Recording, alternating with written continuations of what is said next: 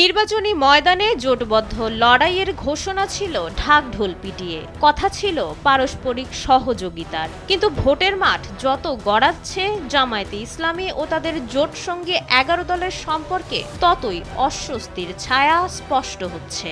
অভিযোগ উঠেছে, বড় শরিক জামায়াতের কাছ থেকে প্রতিশ্রুত পূর্ণ সমর্থন পাচ্ছে না ছোট দলগুলো। বিশেষ করে আর্থিক সংকট এবং আসন বণ্টন নিয়ে জটিলতায় দিশেহারা শরিক প্রার্থীরা। সবচেয়ে বড় সংকট দেখা দিয়েছে এনসিপিকে নিয়ে। জোটের অন্যতম শরিক দলটির অভিযোগ, জামায়াত আর্থিক সহযোগিতার প্রতিশ্রুতি দিলেও বাস্তবে তার দেখা মিলছে না। যেখানে প্রতিদ্বন্দ্বীরা প্রতিদিন লাখ লাখ টাকা খরচ করছেন, সেখানে এনসিপির প্রার্থীরা নির্বাচনী কার্যালয়টুকুও খুলতে পারছেন না। 130টি কার্যালয়ের জায়গায় চালু করা হয়েছে মাত্র 30 থেকে 32টি। গুঞ্জন ছিল প্রতি আসনে বড় অঙ্কের বরাদ্দের, কিন্তু এনসিপির প্রার্থীরা বলছেন বাস্তবতা পুরোটাই উল্টো।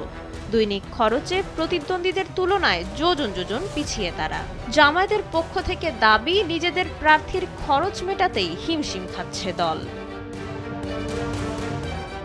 সংকট আছে মাঠের জনবলেও। জোটের সমঝোতা অনুযায়ী জামাতের যেসব আসন ছাড়ার কথা ছিল, তার অনেকগুলোতে এখনও রয়ে গেছেন দাঁড়িপাল্লার প্রার্থীরা।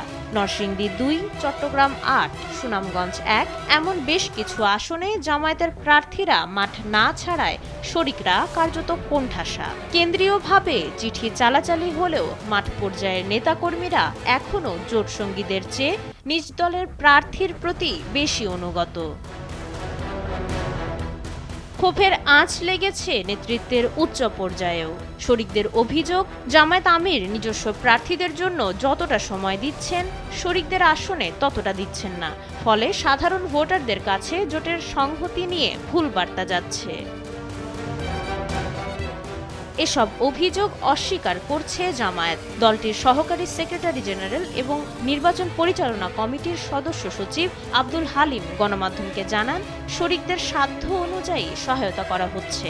নেতাকর্মীরা শরিক প্রার্থীদের পক্ষে রয়েছেন। কিন্তু ভোটের দিন যত ঘনিয়ে আসছে, শরিকদের হাবুডুবু খাওয়ার চিত্র জোটের ভবিষ্যৎকে বড় এক প্রশ্নের মুখে দাঁড় করিয়ে দিচ্ছে। ভোটের মাঠে শেষ পর্যন্ত এই টানাপোড়েন মিটবে, নাকি শরিকদের একাই লড়াই চালিয়ে যেতে হবে, তা সময়ই বলে দেবে। মাইশা মালিহা, সময়ের আলো।